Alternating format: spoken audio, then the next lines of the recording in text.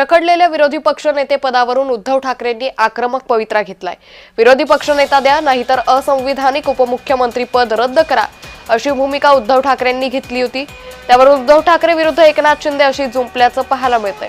विरोधकांची जळजळ मळमळ होते असं म्हणत उपमुख्यमंत्री एकनाथ शिंदेंनी पलटवार केलाय। आम्हाला कायदे दाखवणार असाल तर मग उपमुख्यमंत्री पद हे तत्काळ रद्द केलं पाहिजे, कारण असं संविधानामध्ये कुठेही तरतूद नाही।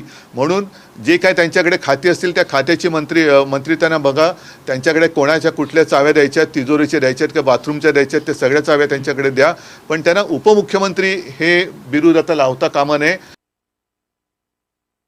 विकासाचं जे काय आम्ही काम पुढे नेतोय याच्यातून विरोधी पक्षाने थोडा बोध घेतला पाहिजे। हे काय सारखं जळजळ मळमळ जळी स्थळी, आता काय ते विरोधी पक्ष नेता देत नाही, मग उपमुख्यमंत्री पद रद्द करा। अरे मी मुख्यमंत्री होतो तेव्हाही मला घटनाबाह्य मुख्यमंत्री म्हणायचे, आता उपमुख्यमंत्री आताही घटनाबाह्य। अरे काय लावलंय?